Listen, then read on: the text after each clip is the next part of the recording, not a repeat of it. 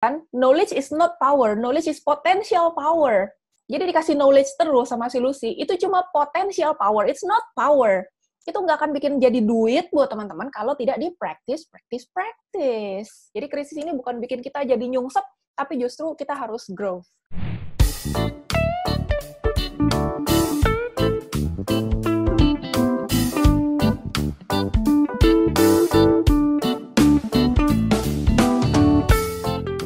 Selamat siang semuanya. Hari ini kita pengen sharing-sharing mengenai yang minggu lalu. Minggu lalu kan kita diundang untuk mengikuti webinar untuk mindset ya, yang dari Success Resources. Nah, ternyata setelah 3 hari mengikuti seminar tersebut, ada beberapa feedback ke saya nggak ngerti, karena semua pembicaranya itu ngejelasin dalam bahasa Inggris, dan cukup panjang materinya. Jadi, hari ini rencananya kita akan sharing summary-nya, supaya semuanya bisa mendapat manfaat dari webinar 3 hari tersebut. Nah, sharing-nya bukan cuma dari aku aja, tapi dari siapapun yang ikut dan yang dapat sesuatu dari webinar tersebut bisa sharing di sini. Nah, selain itu, seperti biasa, ada pertanyaan-pertanyaan apa, silahkan ditanyakan nanti ya. Terus, sekarang itu kan kita banyak yang di rumah aja, nggak pergi-pergi. Nah, ada yang mulai mungkin kehilangan fokusnya. Kalau tadinya sibuk gitu, kayak Ci Erna ya. Ci Erna biasanya tiap hari presentasi, berapa presentasi. Terus tiba-tiba harus di rumah aja gitu, nggak boleh pergi-pergi. Nah, ini impact-nya ke bisnis seperti apa, dan bagaimana kita bisa menantang diri sendiri supaya income kita nggak ikutan diem aja. Kalau orangnya diem di rumah, nanti income-nya diem kan bahaya. Jadi gimana caranya kita bisa tetap punya income yang sama seperti kalau kita tidak sedang PSBB. Oke, nah itu agendanya.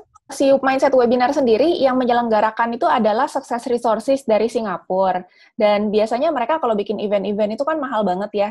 Cuma karena lockdown di mana-mana, mereka sebenarnya mereka jualan seminar seperti biasanya, tapi sekarang karena online semua, jadi mereka bikin kayak teaser-teaser gitu. Nah, yang minggu kemarin itu adalah teaser sebenarnya, teaser atau kayak kalau film bioskop itu trailernya. Jadi kayak cuma iklan-iklan doang, bikin orang tertarik, supaya ketika orang sudah tertarik, mereka akan membeli sesi yang 3 hari, yang 7 hari, yang 3 minggu, yang 5 minggu gitu ya, yang berbayar. Nah, kemarin ini masih yang gratisannya, tapi sebenarnya kita sudah mendapatkan banyak hal dari situ. Nah, aku akan share dulu materi hari yang pertama, disampaikan oleh Sandra Bravo. Sandra Bravo itu, dia menjual dirinya sebagai Miracle Mindset Mentor. Jadi, topiknya minggu kemarin 3 orang, itu semuanya bicara mengenai mindset. Tiga-tiganya, mereka ini adalah penulis buku, motivator, mindset mentor, jadi kayak pembicara-pembicara yang udah ngetop-ngetop banget di seluruh dunia. Nah, si Sandra Bravo itu bicara mengenai mindset. Apa sih mindset gitu? Mindset kan pola pikir ya, pola pikir. Nah, ternyata menurut survei, 97% dari populasi dunia ini itu memiliki mindset yang negatif, yang kayak kalau ada masalah tuh yang langsung, gitu. Langsung udah mikirnya yang negatif-negatif gitu. Which is itu adalah natural. Dan itu itu dia bilang sebagai ANT, ANT ya, ANT, bukan semut nih, ANT, automated negative thoughts, atau pemikiran-pemikiran negatif yang udah otomatis lah gitu. Jadi kalau ada downline baru kita yang negatif, ya jangan marah, karena memang mereka kan belum belajar mengenai mindset, belum dibentuk sama lingkungan yang positif, sehingga masih yang normal-normalnya orang di dunia ini, masih yang kayak 97% populasi, masih punya mindset yang negatif. Nah, kalau mau sukses gimana? Orang sukses kan sedikit. Nah, orang mau sukses itu ternyata bukan cuma berdasarkan strategi-strategi atau skill atau pengetahuan yang dia punya, tapi 80%-nya justru ditentukan oleh mindset-nya.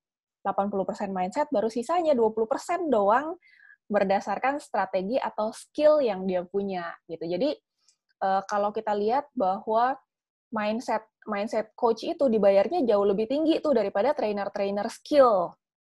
Kalau mau ikut trainingnya Tony Robbins gitu ya. 2 tahun lalu lu sih ikut tuh yang di Singapura Tony Robbins 3 hari, karena di hari terakhir setengah hari itu dia kayak cuma jualan-jualan doang, jualan sesi-sesi yang lebih mahalnya lagi yang ratusan juta. Nah, selama 3 hari training itu bayarnya itu antara nggak ada yang di bawah 10 juta. Paling murah itu 10 jutaan. Itu tuh benar-benar di tribun yang jauhnya ampun-ampun. Jadi pesertanya tuh kan kayak puluhan ribu orang gitu. Nah, kenapa bisa mahal banget? Karena memang yang namanya training mindset itu training yang paling mahal. Dan itu memang paling penting untuk mendukung kesuksesan. Karena sukses adalah 80% mindset gitu. Terus orang-orang yang nggak sukses kenapa? Orang yang nggak sukses itu karena sukanya maunya cara cepat, maunya jump ya. Maunya cara singkat langsung sebentar aja mau jalanin BioGreen gitu contohnya. Pengennya bulan pertama, bulan kedua udah langsung puluhan juta, ratusan juta. Kayak orang-orang yang udah lama ngerjainnya. Mau jumping, nggak bisa. Jadi mesti step by step. Terus side track, maunya cara-cara apa? Jalan samping ya, side track ya. Kayak misalnya anak-anak mau masuk perguruan tinggi negeri gitu. Dulu tuh ada istilahnya joki-joki, kayak ujian masuk PTN-nya diwakilkan, dijokiin gitu. Itu pengennya side track. Terus gampang give up, gampang nyerah. Nah, ini hal-hal yang bikin banyak orang nggak sukses. Terus gimana caranya biar sukses? Biar bisa berubah. Kalau mau berubah, kita mau berubah langsung berubah. Misalnya orang dari ngerokok tiba-tiba jadi tidak merokok sama sekali gitu ya. Ada beberapa orang yang mungkin niatnya kuat, tapi yang lebih mudah adalah bikin sehari itu ada perubahan yang lebih kecil, sehingga ketika nggak terlalu berat perubahannya, mereka bisa mencapai sesuatu akhirnya gitu. Keep it simple, lakukan setiap hari, kerjakan terus hari demi hari sampai dikasih contoh. Tiap hari mandi nggak? Kenapa harus mandi gitu? Jadi kalau mau berubah dikit-dikit itu ya memang harus setiap hari. Nah, itu adalah kenyataannya yang terjadi di dunia ini. Kemudian Sandra Bravo juga memberikan 3 formula rahasia untuk sukses. Wah, ini 3 rahasianya. Jadi Sandra Bravo itu sendiri dulunya itu adalah karyawan. Dia karyawan biasa banget, tapi sekarang itu memang udah tajir mampus lah ya, udah kaya raya banget. Dia orang Meksiko sebenarnya, orang Meksiko tinggal di Australia. Tinggal di Australia, rumahnya gede, terus ada kolam renangnya, terus dia bisa bayarin keluarga besarnya naik cruise, jalan-jalan, dan lain-lain. Sekarang, dulunya waktu dia karyawan itu kayak cuma di angan-angan doang. Nah, apa rahasia dia? Dia share 3 rahasia dia sehingga bisa jadi sukses. Rahasia pertama adalah harus punya mentor, dia bilang. Kenapa harus punya mentor? Karena mentor ini yang bisa nunjukin roadmap-nya atau cara-caranya untuk mencapai hal yang dia mau. Misalnya dia punya keinginan, karena dia punya 2 anak perempuan, dia punya keinginan pengen bisa menemani anak-anaknya itu di rumah. Jadi dia nggak jadi wanita karir kerja di kantor terus 12 jam sehari, tapi dia bisa ada di rumah kerjain apapun dari rumah tanpa harus penghasilannya ngedrop. Jadi tanpa harus merubah lifestyle-nya. Nah, itu yang dia inginkan. Dia tulis dream-dreamnya dia itu gimana caranya. Nah, dia cari mentor. Dia cari mentor, kemudian dia ajarin yang namanya Bravo Method. Bravo Method itu apa? Aku akan loncat dulu ke slide yang Bravo. Bravo itu singkatan dari breathing atau bernafas, releasing atau melepaskan, apresiasi atau menghargai, visualizing atau membayangkan, dan open to receive. Artinya terbuka terhadap rezeki mau masuk tuh kita harus open gitu loh. Jangan tipikal yang negatif yang nolak-nolakin rezeki. Karena dia ngomong vibrasi ya, ngomong getaran. Kalau kita getarannya negatif, yang positif nggak mau masuk gitu. Nanti aku akan jelasin ini secara detail, tapi aku jelasin yang 3 ini dulu. Jadi Bravo Method itu yang tadi, jadi tiap bangun tidur itu luangkan 1 jam untuk memberi ke diri sendiri, give to yourself first gitu. Jadi banyak orang bangun tuh udah kayak autopilot, dia bilang, udah kayak bangun ngantuk-ngantuk udah langsung mandi siap-siap ke kantor, kalau nggak masak buat keluarganya apa-apa, terus tiba-tiba udah malam lagi, besok pagi begitu lagi, tiba-tiba udah malam lagi, akhirnya nggak dapat apa-apa gitu. Nah, justru ketika kalau mau mencapai sesuatu 1 jam itu harus buka sih buat diri sendiri, dan kita bisa menentukan hari itu tuh kita pengen ngapain, pengen dapat apa, gitu ya. Kadang-kadang orang lupa di situ si Bravo-nya. Nah, find a mentor kenapa? Karena udah ada roadmap-nya dari si mentor itu, dia sudah punya mindset yang benar yang bisa dia ajarkan, dan dia tahu caranya untuk mencapai sukses itu, dia bisa ajarkan juga. Kalau nggak punya mentor, nggak ada yang ngajarin, itu kayak mau pergi ke Bali naik mobil tapi nggak punya GPS, nggak punya peta. Jadi mentor itu tuh kayak GPS-nya, kayak petanya. Yang kedua, rahasianya adalah harus punya accountability partner. Jadi harus ada partnernya. Kayak misalnya, Cirita pengen sukses gitu. Nah, tapi kalau Cirita sendirian, itu mungkin besokannya dia lupa. Dia pengen sukses, dia pengen bisa bantu orang di BioGreen gitu. Besokannya nggak ada yang reminder, nggak ada yang ngingetin. Jadi dia harus punya yang namanya accountability partner. Accountability partner itu adalah orang yang akan saling mengingatkan untuk tujuan yang baik gitu ya, bukan yang udahlah, nggak usah lah. Kita mau hidup biasa-biasa aja kali, nggak usah sukses-sukses banget apa gimana gitu. Nah, itu bukan accountability partner yang benar. Jadi harus cari accountability partner, karena sendirian aja niat satu orang tidak akan sekuat kalau ada yang ngingetin. Terus rahasia yang ketiga adalah belong to community, gabung ke komunitas yang mensupport kita. Nah, ke komunitas ini harus komunitas orang-orang yang positif. Jadi di challenge juga kita harus cari 5 orang yang akan jadi 5 orang terdekat kita. Kenapa? Karena kita itu adalah rata-rata dari 5 orang terdekat kita. Kalau kita salah pilih teman bergaul, maka kita akan jadi rata-rata yang kayak mereka itu. Bayangin kalau kita gaulnya sama aku nggak mau mengecilkan profesi tertentu atau orang-orang tertentu, tapi misalnya teman-teman bayangin deh, mainnya sama encus, sama mbak-mbak, tetangga-tetangga apartemen gitu ya. Ya, kita akan jadi rata-rata dari 5 orang terdekat kita. Kalau kita bergaulnya sama mereka, ya kita jadi akan kelasnya seperti itu. Jadi, kita harus cari komunitas yang bisa mensupport dream kita. Harus orang-orang yang memang orang-orang positif yang mau maju juga gitu ya. Cari 5 orang terdekat kita. Nah, itu 3 rahasia dia. Jadi, cari mentor, cari accountability partner, sama masuk ke komunitas yang bisa mensupport kita. Sebenarnya kita beruntung di BioGreen ini adalah komunitas orang-orang yang positif, yang nggak boleh ngeluh, yang nggak boleh curcol-curcol gitu. Karena justru dengan komunitas ini kita juga jadi akan kebawa positif. Kalau nggak ada yang ngingetin kita, nggak ada yang memaksa kita jadi positif, kita akan gampang ketarik ke nature-nya yang tadi 97% populasi ya. Jadi automated negative thoughts gitu ya. Nah, terus, kalau cuma belajar-belajar doang, banyak orang tuh kan ikut training, kayak kemarin 3 hari ikut training. Terus setelah ikut training itu boleh ikut lagi yang hari kemarin banget nih, hari Senin sore.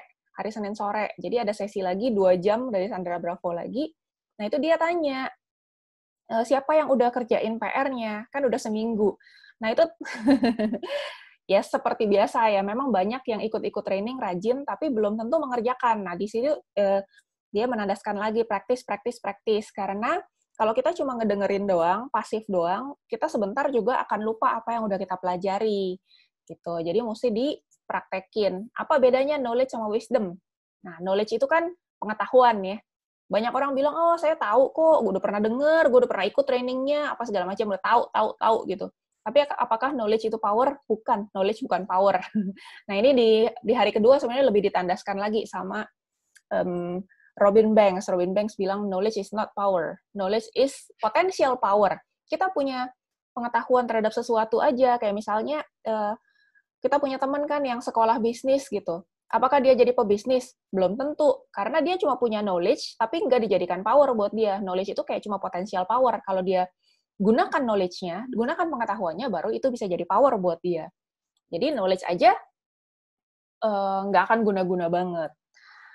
Potensial berguna, tapi belum tentu berguna. Nah, kebalikannya sama wisdom. Wisdom itu ketika dia sudah tahu, dia langsung mempraktekannya, living atau implementing principle itu. Prinsip-prinsip yang udah dia pelajari, dia benar-benar praktekin.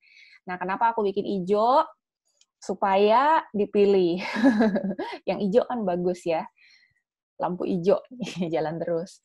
Nah, jadi ketika kita ikut itu minggu lalu, dia kasih 3 PR. 3 PR-nya itu adalah yang pertama, kita harus punya jurnal. Jurnal tuh kayak apa sih? Jurnal itu kayak agenda gitu ya, buku tempat kita mencatat apa tujuan-tujuan kita. Misalnya, visi kita apa, impian kita apa, tujuan jangka pendek, jangka menengah, jangka panjang apa. Orang sukses melakukan ini, orang tidak sukses tidak melakukan ini, gitu. Ya tinggal dipilih mau sukses apa nggak sukses. Jadi punya jurnal. Jurnal ini dia lebih rekomendasi buku ya daripada nulis-nulis di handphone. Terus setiap 1 jam pertama di dalam ketika kita bangun pagi, berikan kepada diri sendiri dulu. Nah ini yang Bravo method nih. 1 jam pertama. 1 jam pertama itu 20 menit pertama. Jadi begitu bangun, 20 menit pertama itu breathing. Breathing itu bernafas. Bernafas dalam arti dia, ya pasti kita bernafas, sih tidur juga pasti bernafas. Cuma ini benar-benar diniatin yang 20 menit pertama itu, kita kayak meditasi gitu ya, meditasi, supaya kita juga jadi lebih punya fokus sepanjang hari. Nah ini teman-teman yang biasa meditasi nanti bisa share juga nih. Terus 15 menit berikutnya adalah releasing. Apa itu releasing? Releasing itu melepaskan. Apa yang dilepaskan? Yang dilepaskan adalah hal-hal yang negatif. Jadi kita melepaskan energi-energi yang negatif. Apa sih energi-energi negatif yang bikin kita bikin kita bete, bikin kita marah, itu dilepaskan semua. Jadi kita harus tahu dulu nih, harus mengidentifikasi dulu hal-hal apa sih yang bikin kita frustrasi. Nah, dia bantu dengan pertanyaan-pertanyaan ini. Apa sumber frustrasi kita? Apakah anak yang berisik jadi sumber frustrasi, anak yang nakal, yang nggak bisa dikasih tahu, gitu ya? Atau apa? Misalnya pekerjaan kita. Kalau pekerjaannya sumber frustrasi, ya dicari tahu dulu apa sumber frustrasinya. Terus, what do you need heal? Apa yang perlu di heal tuh apa ya? Diobatin ya. Ya, rasa sakit apa yang perlu diobati. Terus kebutuhan-kebutuhan apa yang membutuhkan perhatian kita, apa yang membutuhkan perubahan-perubahan gitu. Jadi kalau kita udah identifikasi penyebab frustrasi kita, apa yang perlu diubah nih? Misalnya yang bikin frustrasi pasangan, salah ya, jangan pasangan ya. Misalnya mertua gitu ya, apa yang perlu dirubah? Mungkin intensitas ketemunya dikurangin, nggak tahu ini ya. Pokoknya ini kan masing-masing orang penyebab frustrasi dan apa yang perlu diubah. Terus apa yang terjadi dalam hidup kita sekarang yang kita kepengen ubah gitu. Jadi ini diidentifikasi dulu, baru kita bisa rilis atau lepasin itu. Kemudian 10 menit berikutnya adalah apresiasi.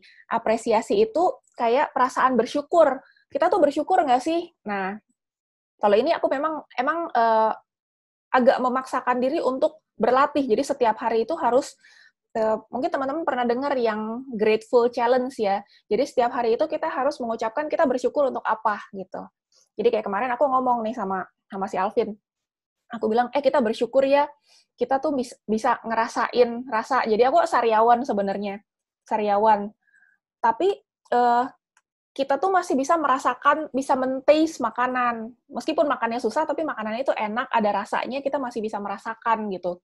Karena orang-orang yang aku lihat di YouTube ya, ada yang kena COVID, ini pasangan masih muda dan bayinya juga kena gitu. Suami, istri, sama bayi, tiga-tiganya kena COVID, dan mereka tuh kehilangan indera penciuman, kehilangan indera perasa gitu. Jadi kayak makan juga nggak ada rasanya, nggak ada wanginya gitu kan, kasihan kan. Nah ini kita harus punya apresiasi. Kadang-kadang orang take it for granted atau merasa bahwa udahlah, udah semestinya seperti itu, jadi nggak dihargai lagi. Upline take care, upline ingetin gitu ya, nggak diapresiasi itu. Kayak, udahlah emang udah semestinya. Atau malah bilangnya malah lebih parah lagi. Ya kalau gue jalan kan dia yang pairing gitu. Wah, yang kayak gini nih.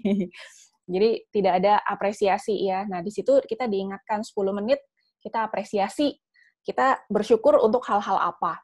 Even kita bernafas aja kita harus bersyukur loh. Orang yang kena COVID belum tentu bisa bernafas, kan sesek mereka. Terus 10 menit berikutnya kita memvisualisasikan. Jadi kita harus tahu dulu kita maunya apa. Baru kita bisa visualisasikan. Kalau kita nggak ada maunya, ya nggak ada yang bisa divisualisasikan, kan? Nah, jadi kita mesti identifikasi sebenarnya kita tuh kepengennya apa sih. Hal-hal yang sekarang kita nggak terlalu suka. Misalnya aku ngelihat, aduh, ini kita udah 2 bulanan di apartemen terus, bosen ya, sempit soalnya gitu. Sempit, lihatnya ini lagi gitu.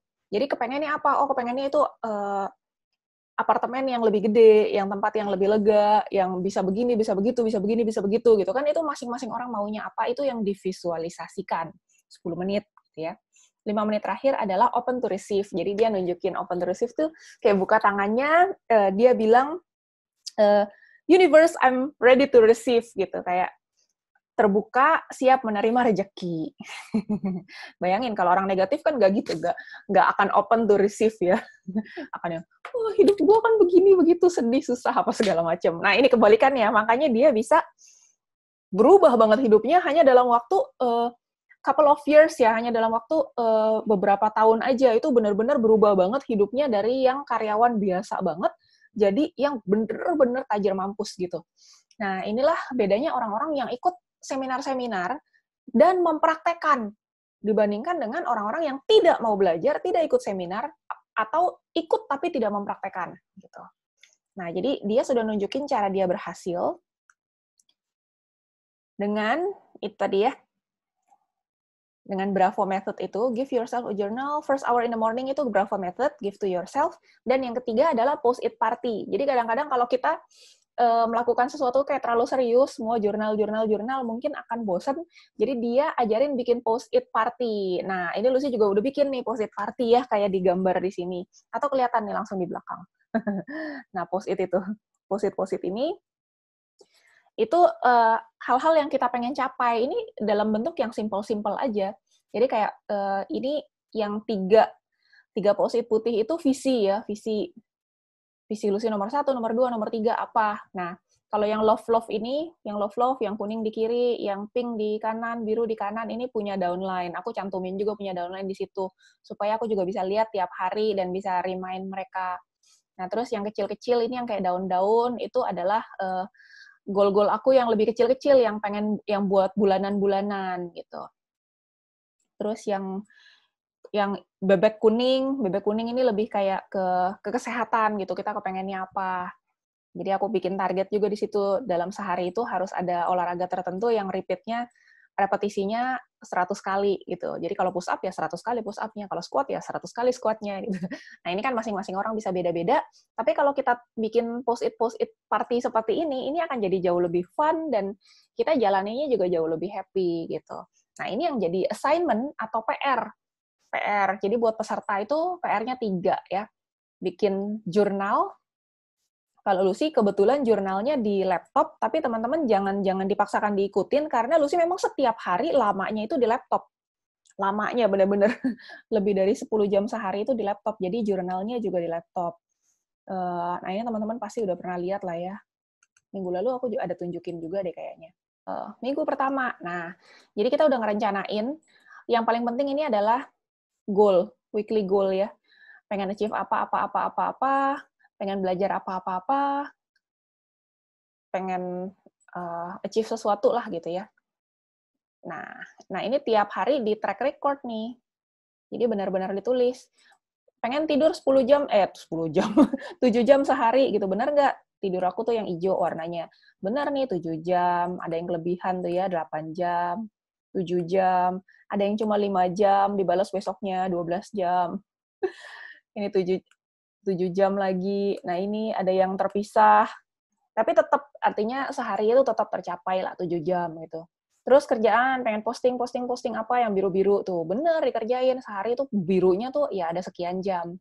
Belajarnya sehari 3 jam, yang ungu tuh belajar, bener nggak 3 jam? Ada 2 jam, 2 jam, 5 jam, terus 5 jam, ya rata-rata sih 3 jam achieve sehari gitu. Jadi ini jurnal ini untuk mengetrack, untuk mengevaluasi kita udah mencapai belum apa yang kita rencanakan gitu. Ini jurnalnya. Teman-teman bisa bikin di buku. Kalau aku memang dari dulu udah bikinnya di laptop gitu. Nah, kurang lebih begitu. Ini post-it party. Jadi kemarin ada beberapa yang tanya, apa sih post-it party gitu kan, ngelihat di IG story. Nah, post-it party ini ternyata ya, ini adalah PR dari Sandra Bravo untuk nunjukin apa aja yang pengen kita achieve gitu. Nah, ini yang materi hari pertama. Itu sharing dari webinar hari pertama. Jadi 2 jam bahasa Inggris ngedengerin, intinya adalah hal-hal tadi yang tadi udah aku rangkumin. Semoga rangkuman itu bermanfaat. Aku pengen nanya dulu nih ke teman-teman. Setelah mendapatkan sharing, aku share ada setengah jam ya. Setengah jam ngocehin mengenai mindset. Apa hal yang teman-teman sudah dapatkan dari itu?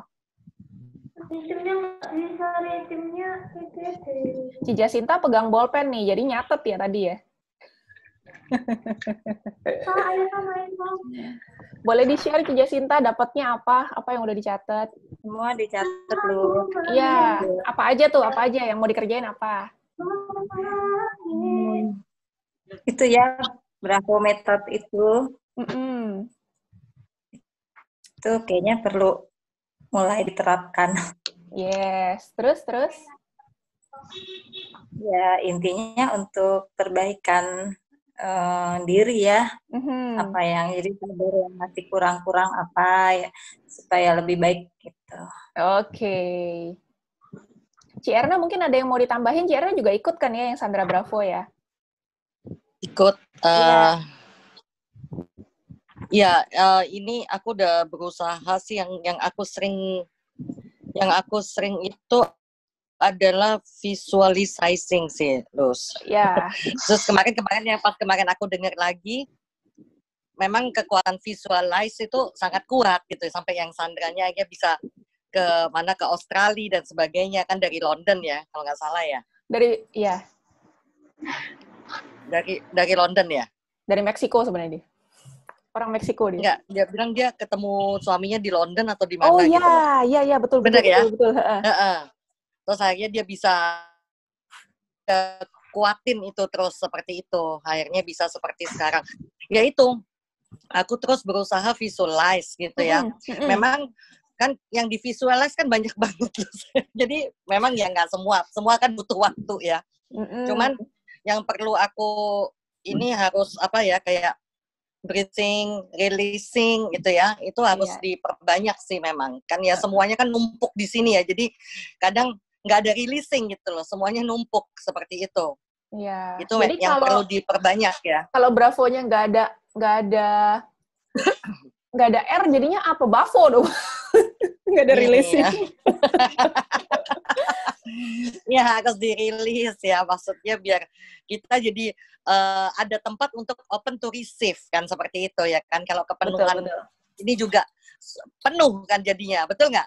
Iya. Jadi open to receive. Kalau ini mangkoknya udah kepenuhan, nggak ada tempat lagi untuk receive, seperti itu. Jadi aku lagi aku udah mulai tulis tuh semua di mana-mana, pokoknya inget gitu loh, harus bisa rilis gitu ya, namanya juga karena ya situasi sekarang ya, karena keadaan di rumah, jadi kan ya ngeliatnya itu lagi ya pasti ya kan. Betul.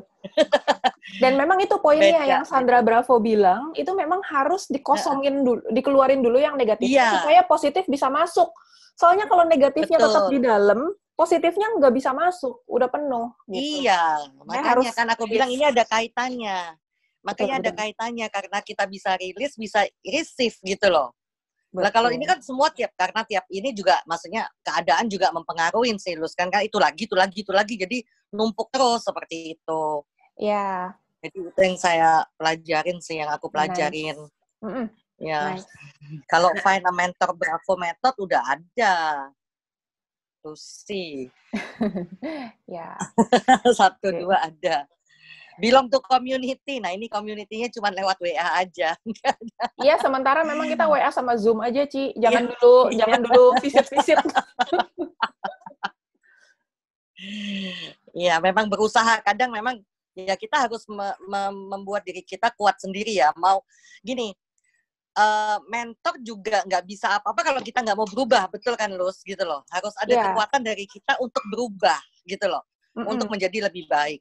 Biarpun Lucy ngasih tahu aku 24 jam juga akunya nggak mau berubah juga percuma gitu kan. Betul. Seperti itu. Nice, thank you for sharing, Ci Erna. Nah sebenarnya kemarin ini, Ci Erna juga ikut ya yang kemarin ya, yang sesi kedua dari Sandra Bravo. Tapi putus berapa kali? 4 kali putus loh. Hang gitu doang. Oke. Nyambungnya Ya, setengah sayang mati ya. itu kayaknya. Nah, kemarin ini lebih banyak lagi materinya yang dia share. Jadi kayak dia ngingetin lagi mengenai seberapa sering kita berupaya untuk mencapai potensi maksimal kita. Jadi dia tanya di situ, are your kids watching you reach your full potential every day? Artinya, apakah anak-anak dia tanya, apakah anak-anak kamu ngeliat bahwa kamu mencapai potensi maksimal kamu setiap hari gitu. Jadi kalau kita semangatin anak-anak kita, ayo lo harus berprestasi, lo harus mencapai yang maksimal, potensi maksimal dan lain-lain. Tapi orang tuanya sendiri sama sekali tidak menunjukkan bahwa dia berupaya maksimal mencapai potensinya. Betul. Gitu, banyak excuse-nya. Maka ya itulah yang akan dia tunjukkan ke anak-anaknya, dan itu juga yang akan anak-anaknya ikutin. Gila ya, bener-bener ya, dalam ya. Sampai aku catat, jadi pertanyaan dia itu aku catat, are your kids watching you reach your full potential every day? If not, then you are hypocritical, katanya. Kalau enggak, lu tuh munafik, katanya. Oh my God. Dia bilang gitu. Kalau kita nggak nunjukin kayak gitu, kita berarti munafik. Terus, termasuk juga yang kayak hal-hal yang negatif itu termasuk juga mendengarkan lagu-lagu negatif. Mendengarkan sad songs ya, lagu-lagu sedih. Itu nggak boleh. Mendengarkan lagu-lagu sedih, nonton depressing movies, film-film yang bikin depresi. Itu zaman sekarang tuh orang-orang lagi gila-gilaan nonton drakor kan. Drakornya itu isinya pelakor-pelakor yang mereka sampai nangis-nangis nontonnya, sampai sedih, sampai marah, sampai nyampah di sampai nyampah di sosmednya si orang yang main jadi pelakor di drama tuh. Ci Jasinta sampai ketawa. Aku ngelihat itu ya di status FB teman-teman aku, kan aku kadang-kadang lihat juga. Ya ampun, sampai segitunya gitu. Itu impact-nya apa sih? Orang tiap hari masukin racun terus ke otaknya. Nah, itu diingetin. Kalau kita mau sukses, itu kita harus hindarin tuh lagu-lagu sedih. Itu teman-teman mungkin pernah dengar ya mengenai yang orang yang ngasih tahu mengenai energi dan lain-lain. Orang yang nyanyiin lagu-lagu sedih, yang lagu mati, ditinggal kekasih, apa segala macam, itu benar-benar meninggalnya karena itu. Mungkin karena dia tiap hari menarik energi seperti itu. Atau nyanyinya diselingkuhin. Bener-bener dia diselingkuhin. Gitu. Jadi hindarin lagu-lagu sedih, ini pengingat aja ya. Hindari lagu sedih, hindari tontonan-tontonan yang bikin depresi. Nah, terus jangan menyendiri, karena menyendiri itu lethal itu mematikan, menyendiri itu mematikan. Jadi di minggu lalu dia ngomong bahwa ya being alone is toxic, dia bilang. Tapi kemarin lebih tajam lagi, isolation is lethal. Bukan toxic lagi, mematikan. Dan community itu important. Jadi dia bilang bahwa komunitas itu penting banget, pilih komunitas yang positif, ingat pilih 5 orang yang akan jadi 5 orang teman terdekat kita, karena kita akan jadi average-nya mereka. Kalau kita memilih 5 orang itu bukan berarti karena kita itu lemah, tapi justru kita pengen bertahan tetap kuat, makanya kita perlu 5 orang yang akan jaga kita sama-sama tetap positif terus. Dan kita akan memakai sebagian besar waktu kita bersama 5 orang ini. Kenapa kita harus pilih 5 orang ini?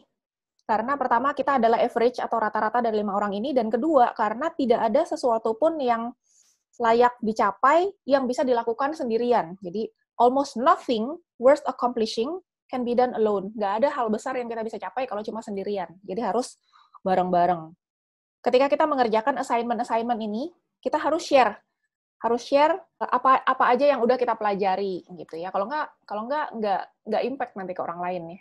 Dan kita juga dengan men-share itu kita jadi dikuatkan sih, jadi lebih konsisten lagi ngerjainnya. Nah, itu sih yang hal-hal yang aku dapat dari Sandra Bravo. Jadi yang kemarin udah ikutin tapi kayak ngerasa kurang dapat, nah itu tadi udah di-share semuanya. Ada lagi yang mau berbagi? Bu Teli nih, aku kangen banget sama Bu Teli nih, dengar suaranya Bu Teli. Halo Bu Teli di Manado ya? Aku telat masuk. Ya, tapi dapat sesuatu nggak di ujung-ujungnya? Ujungnya sudah itu, hampir pertanyaan, aku telat masuk. Aduh, kasihan. Cimimi dapat apa, Cimimi? Oke, I see. Cimimi dapat apa, Cimimi? Oh, Cimimi ini udah nulis di chat ya. Saya dapatnya, percuma ikut meeting training dan paham produk, tapi belum mau melakukan. Oh, mantap. Percuma tahu tapi nggak melakukan. Selfie ini mungkin nggak bisa sambil ngomong, karena biasanya dia pasang earphone sambil di kantor ya. Kita godain aja kalau selfie. Ada Cihani. Cihani dapat apa, Cihani? Dapat PR yang harus dikerjakan. Yeay! Nanti kalau udah dikerjain, PR-nya bikin IG story ya, Ci, tag aku ya. Oke. Mantap. Lucy. Halo. Yeah. Lucy. Tapi kayaknya yang terpenting memang itu deh. Kita harus positive thinking-nya itu yang harus dibangun. Betul. Dan itu nggak natural loh, harus bener-bener effort. Benar, itu aku rasakan. Thank you. Dan ini kalau Sandra Bravo bilang itu kayak melatih muscle, melatih otot. Melatih otot juga kan normalnya kita nggak berotot kan, tapi kalau kita latih baru bisa jadi kuat ototnya. Itulah sharing mengenai materi hari pertama dari Sandra Bravo. Kalau hari kedua, hari ketiga, nah aku dengar isu-isunya, Rusli ini nangkep banyak kalau hari kedua, hari ketiga. Jadi untuk sharing hari kedua dan hari ketiga, aku serahkan ke Rusli. Terus? Lah, bisa serahkan ke gue lah. Ayo share, Rus. Latihan, Rus. Gue kebetulan habis olahraga, jadi tidak pakai baju. Oh my God. Coba tolong dipakai dulu bajunya.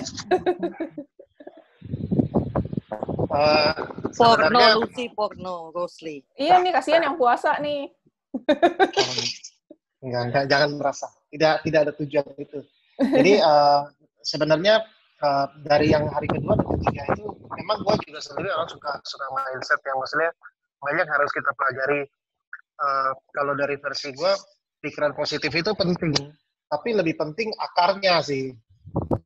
Karena kita memaksakan untuk berpikir positif, tapi kalau kita punya akar belum beres, kayak pohon udah nunggu setengah jalan, udah mau mulai busuk nih, kita tetap kasih pupuk terus, dia nggak akan hidup, percayalah. Karena gue pernah punya pohon cabai, udah mulai mau mati, gue kasih pupuk, kasih siram air, kasih yakult, kasih apa, semua gue kasih biar dia hidup, tapi ternyata tidak bisa. Jadi lebih ke balik lagi, ya si... Terus, Terus suaranya mendem, mungkin karena speakernya ketutup. Oke, sebentar, gue ganti ini deh ya. Kalau nggak salah, Lus, kalau tambahin ya. Kalau nggak salah dia pernah bilang gini deh, confident itu healthy root ya. Iya. Akar yang sehat. To build a healthy mindset. Yang aku catat sih. Berpikir positif memang penting. Kita akarnya seperti apa? Beresin kita punya, dia bilang soil ya. Dia satu nih, tanahnya ini, karena tanah ini kayak lu mau tanemin apa? Mau lu tanam ya, contoh tomat. Lu tuh tanam tomat bisa whatever, tapi lu tanam tomat menjadi putus-putus. Pepaya akan jadi pepaya. Terus sorry putus-putus. Ya putus-putus terus, putus-putus. Udah lu di halaman aja, Lus.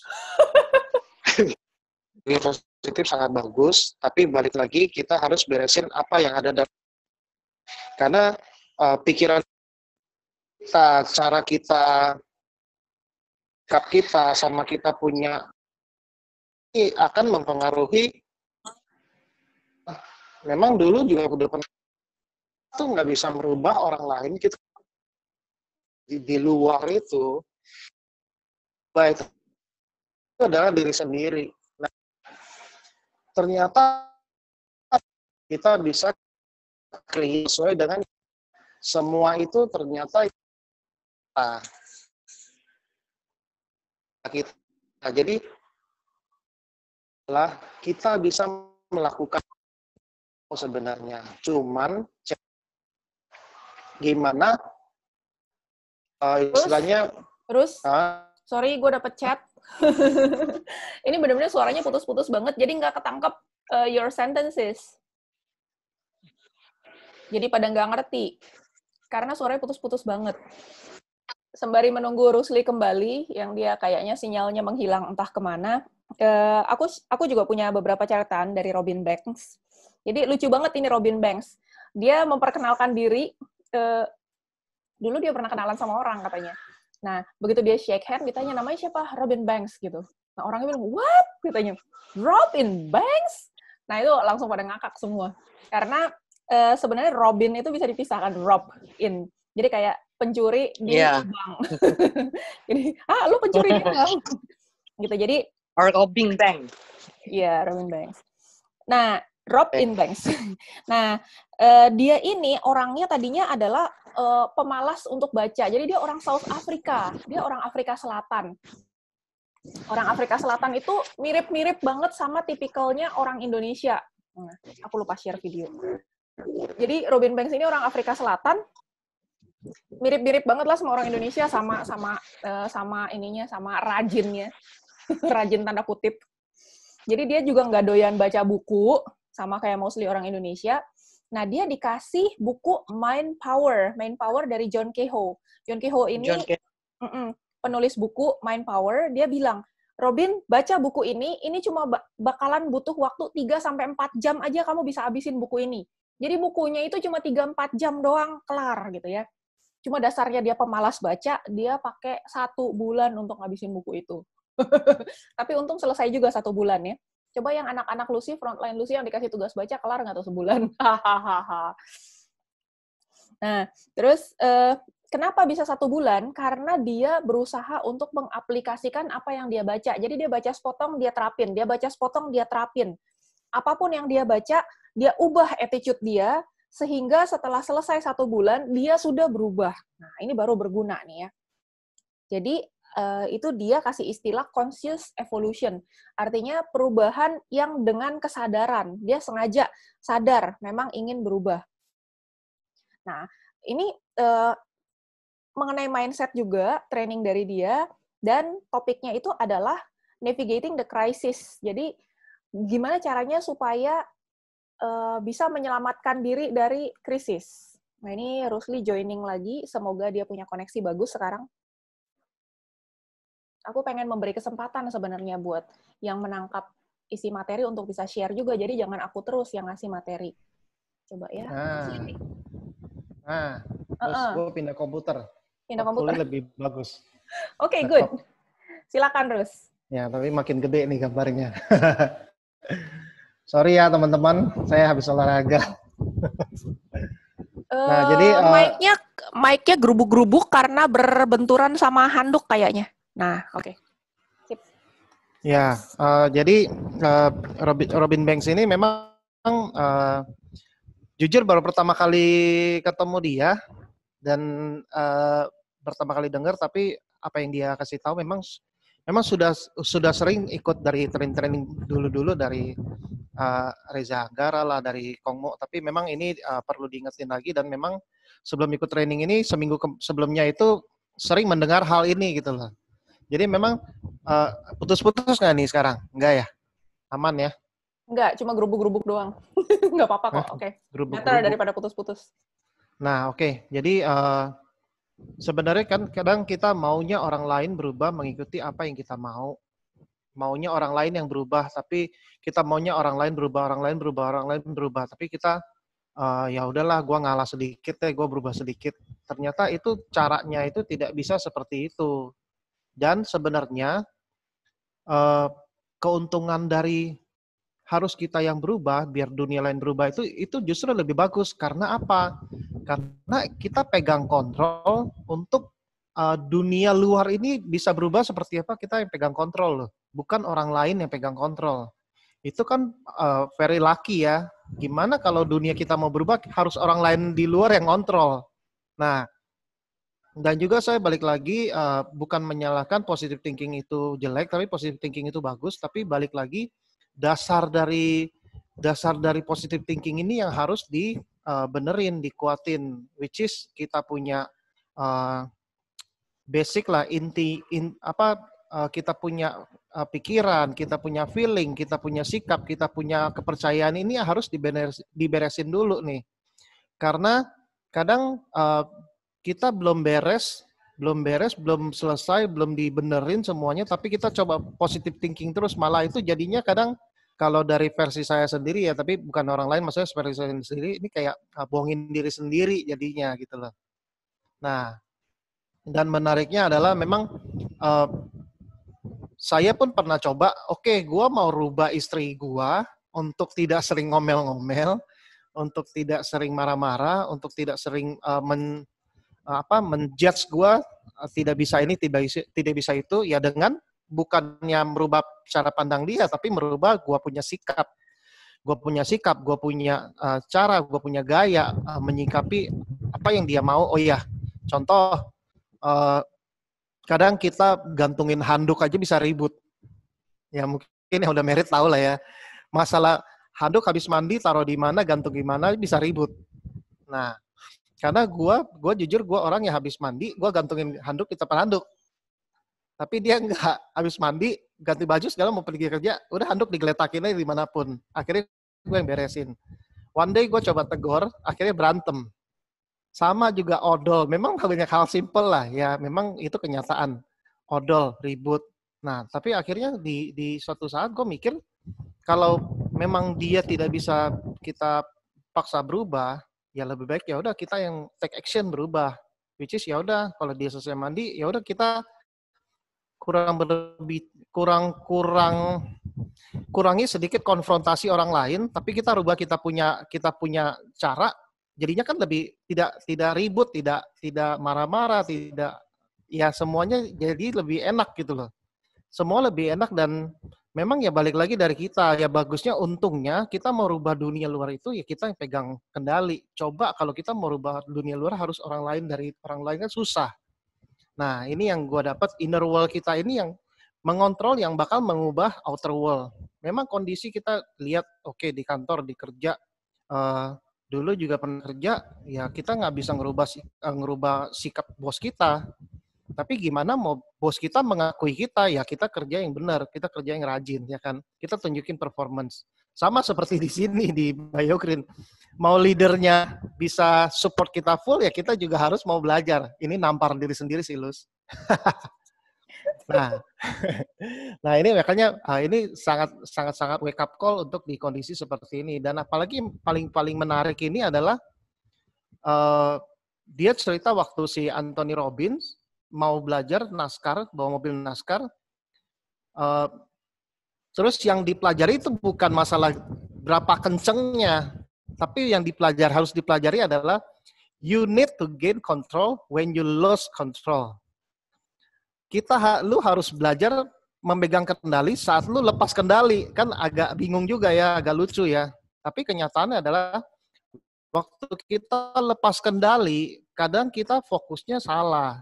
Contoh, waktu kita mau mencapai satu contoh, mau dapat income berapa puluh juta, ya kan? Tapi kita usaha, kontrol kita udah mulai nggak closing. Nah, fokus kita bukannya ke tujuan memang mau income puluhan juta, tapi malah fokusnya kok nggak closing. Malah akhirnya otak kita bantu kita untuk ya udah lu makin nggak closing. Nah, itu memang itu cukup sulit kalau versi gue ya, itu cukup sulit karena memang kita mungkin puluhan tahun, banyak orang yang di luar sana puluhan tahun sudah terbiasa dengan pemikiran yang negatif. Karena pikiran negatif itu jauh lebih banyak daripada pikiran positif. Jadi waktu kita bisa closing, nah ini harusnya udah, kenapa nih, step back, mundur, tarik napas dulu, lihat, kontrol apa yang terjadi, baru kita coba jalan lagi. Nah, sama seperti ya kita presentasi nggak closing. Tapi kita fokus bukannya yang ke tujuan kita mau dapat income berapa, tapi akhirnya fokusnya ke kenapa nggak closing, malah jadi ngotot, malah jadi maksa, malah makin tidak dapat, makin jauh, makin tidak dapat, akhirnya stop, berhenti. Apalagi ini kalau kita jalan sendiri tanpa ada, maksudnya ada leader atau mentor yang temenin. Nah, kita kadang nggak bisa lihat apa yang salah dengan yang kita lakukan. Itu kadang ini yang memang benar-benar harus teman-teman lihat, teman-teman pelajarin, karena gue pun sama sampai sekarang pun masih belajar hal ini. Karena waktu kita fokus ke yang negatif, energi kita ngalirnya ke sana. Waktu ngalir energi ke sana, ya loss, habis semuanya. Karena negatif itu sudah pasti nggak mungkin positif. Karena negatif sudah pasti negatif, pasti habis deh. Ujung-ujungnya hasilnya pasti negatif. Jadi memang ini butuh waktu, butuh belajar, butuh latihan, butuh ngobrol juga dengan leader atau mentor kita untuk belajar seperti, maksudnya belajar untuk ngarah. Kadang kita ngelihat ke kiri kan, padahal harusnya kita ngelihat kanan, ditarikin sama mentor kita untuk ke kanan, tapi nggak mau, kita tetap ngelihat ke situ gitu lah. Akhirnya begitu terjadi, kita tetap paksa itu nabrak. Begitu udah nabrak, kita marah sama mentor kita. Kenapa lu nggak ingetin? Padahal mentor kita udah coba balikin mukanya ke kanan, tapi kita tetap mau ke kiri itu loh. Itu yang benar-benar you need to gain control when you lose control. Kita harus coba memegang kontrol saat kita lepas kontrol. Itu yang benar-benar harus kita pelajari dan latihan lah. Karena hidup ini tentang cerita, si Robin Banks ini hidup ini tentang cerita. Kita bisa merubah cerita kita dari cara pandang kita. Nah ini kalau diomongin sih terlalu panjang, Lus. Cuman ini poin yang sangat-sangat gua dapat, dan ini nanti gua coba bikin share di YouTube ya. Ya, thank you, Lus. Oke, nice. Thank you, Rusli. Nah, buat teman-teman, semoga ada poin yang ditangkap ya dari apa yang di-share sama Rusli. Kalau aku mau bikin versi sederhananya gini, ini dunia kita, inner world kita, di luar ini ada outer world. Yeah. Kelihatan nggak outer world-nya? Nggak kelihatan ya? Iya, nggak ada, emang nggak ada apa-apa di sana. Jadi, di dalam diri kita tuh ada apa? Di dalam diri kita itu ada yang namanya pemikiran kita, ada yang namanya feeling kita, ya, ada thoughts, ada feelings, ada attitude, dan ada belief. Nah, itu adalah inner world yang bisa kita kontrol. Sedangkan di outer world, di luar kita, itu ada circumstances atau kondisi-kondisi. Misalnya ada virus corona di luar, situasinya dipaksa PSBB, dipaksa di rumah aja, nggak bisa kemana-mana, mall tutup, itu situasinya. What's happening gitu ya. Mulai krisis, orang-orang pada kena PHK, ekonomi lagi nggak gitu bagus, physical reality itu misalnya, orang misalnya ada yang secara badan mungkin ringkih, dia nggak kuat, atau mungkin nggak bisa jalan, atau nggak bisa dengar, atau apa gitu ya. Nah, itu adalah hal-hal outer worlds yang nggak bisa kita kontrol, sedangkan di dalam diri kita ada hal-hal yang bisa kita kontrol. Nah, kebanyakan orang membiarkan hal-hal yang di luar itu mengontrol dia. Jadi kayak yang, gue nggak bisa ngapa-ngapain, soalnya lagi PSBB, nggak bisa ini, nggak bisa itu, jadi nggak bisa cari duit juga, gitu. Pokoknya dia itu ada, kebanyakan orang membiarkan outer world-nya, dunia luarnya, mengontrol dia, mengontrol belief system-nya. Nah, itu yang bikin jadi nggak bisa maju, nggak bisa melalui krisis, dan bikin orang jadi frustrasi, bunuh diri, dan lain-lain. Tapi, gimana caranya? Kemarin topiknya adalah gimana caranya melalui krisis ini, gitu. Gimana caranya melalui krisis ini? Caranya ada 4.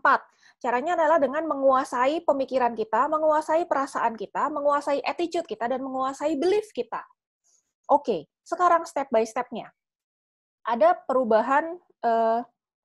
perubahan yang sifatnya, tadi aku bilang conscious evolution ya, perubahan yang sifatnya diambil dengan kesadaran. Jadi pertama, kita harus akui kenyataannya, bahwa kita memang sekarang sedang krisis. Betulkah teman-teman? Ada yang tidak sedang krisis? Ada yang income-nya lancar-lancar aja, seperti biasa? Oh, yang gajian kantoran mungkin iya ya. Tapi kalau kita yang pengusaha, kita yang mungkin kerjanya by project gitu, mungkin akan merasakan krisis. Coba yang tour leader, yang bisnisnya tour and travel, pasti krisis. Nol semua bisnisnya. Oke, jadi pertama kita harus mengakui faktanya. Jangan denial, enggak kok gue nggak kenapa-kenapa, ya udah. Nggak ada action. Jadi pertama, akui dulu faktanya. Kedua, pernah mengalami krisis nggak sebelum ini? Krisis apapun, krisis dalam hubungan, pernah nggak diputusin pacar? Pernah nggak? Kalau krisis pernah sih, cuma bukan diputusin pacar. Oh gitu ya. Krisis apa coba? Misalnya krisis kesehatan, pernah nggak di antara hidup dan mati gitu ya? Kalau Korobi pernah ya, Cierna ya. Dia di ujung tanduk berkali-kali gitu. Nah, aku juga pernah. Oh ya, Cierna juga mantan nih. Nah, kalau pernah mengalami krisis sebelumnya, itu pertanyaan kedua ya, pernahkah ada dalam krisis sebelumnya? Yes. Pertanyaan ketiga, apakah di pengalaman-pengalaman sebelumnya kita selalu berhasil melewati krisis itu? Yes, makanya sekarang still alive ya. Jadi dulu kita selalu berhasil melewati krisis. Yeay! Beri tepuk tangan pada diri masing-masing. Dulu kita sudah berhasil melalui krisis, apapun krisisnya itu, mau krisis keuangan, pernah nggak cekak banget, banyak utang, nah, pernah mungkin dulu kan, nah, tapi sudah dilalui. Keempat, sadari bahwa you always get out of crisis, kita selalu keluar hidup-hidup dari krisis. Nah, yang kelima, crisis can make or break you. Jadi, krisis itu bisa bikin kita jadi lebih maju, bisa juga menghancurkan kita, tapi ini pilihannya yang mana 100% adalah keputusan kita. 100% your choice. Sekarang teman-teman kepengen pandemi 2020 ini bikin kita jadi orang yang luar biasa, yang punya sesuatu yang baru, skill baru, punya income yang baru, dan lain-lain, atau jadi orang yang, udahlah ya, krisis ya, di mana-mana semua juga susah. Jadi itu keputusan di tangan kita ya. Conscious evolution. Pertama, acknowledge the fact. Akui faktanya, kita sedang krisis. Kedua, kita pernahkah ada dalam krisis sebelumnya? Yes. Ketiga, apakah kita keluar hidup-hidup dari krisis itu? Yes. Keempat, kita sadar kita selalu keluar hidup-hidup dari krisis. Dan kelima, krisis itu bisa make you or break you. Dan itu 100% keputusan kita. So, jadi sekarang kita tentunya tidak pengen jadi break karena krisis. Kita pengennya jadi make karena krisis. Jadi, kita harus reinvent ourselves. Penemuan. Apa ya bahasa Indonesianya, agak susah ditranslate ini, reinvent ourselves. Jadi kita harus bikin perubahan-perubahan. Jadi yang nomor 6 apa? Never let a good crisis go to waste. Justru jangan biarkan krisis ini berlalu begitu aja. Kita harus dapat sesuatu dari krisis ini. Gila ya? Krisis ini kita harus manfaatin banget, kita harus dapat sesuatu dari krisis ini. Yang ketujuh, post-traumatic growth. Justru harus ada growth, post-traumatic growth.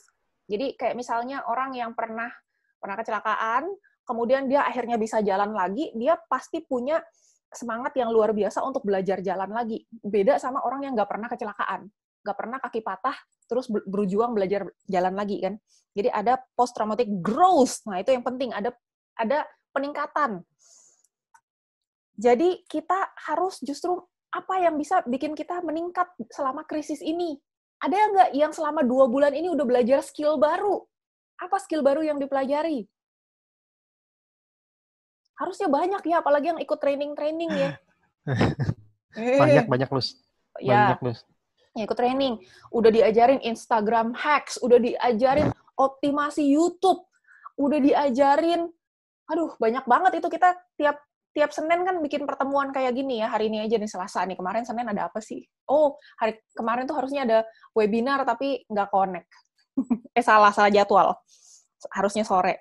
Nah, jadi justru kita harus ada growth, harus ada pertumbuhan karena krisis ini. Nah, growth-nya itu putusin masing-masing, pengen growth-nya di mana. Nah, Lucy kan udah share juga, pengen belajar ningkatin skill di YouTube, ningkatin skill di Instagram, ningkatin skill ini, itu. Nah, teman-teman yang udah ikut sesi-sesi ini, apakah itu dipraktekkan? Nah, deng. Untung pada di-mute semua, jadi ketawanya nggak kedengeran. Gedebuk. Iya, kalau nggak dipraktekin, itu waste kan? Knowledge is not power, knowledge is potential power. Jadi dikasih knowledge terus sama si Lucy, itu cuma potential power, it's not power. Itu nggak akan bikin jadi duit buat teman-teman kalau tidak di-practice. Terus, yang ke-8, change the narrative. I will emerge even greater as a result of this crisis. Jadi kita harus punya kayak afirmasi yang kita ucapin terus-menerus setiap hari. Narasinya seperti apa? justru kita akan jadi orang yang jauh lebih hebat sebagai hasil dari PSBB ini. Justru karena PSBB, akhirnya gue jadi punya waktu untuk baca buku banyak banget. Gue jadi punya waktu untuk belajar YouTube perintilan-perintilannya. Semua sekarang YouTube Studio udah khatam.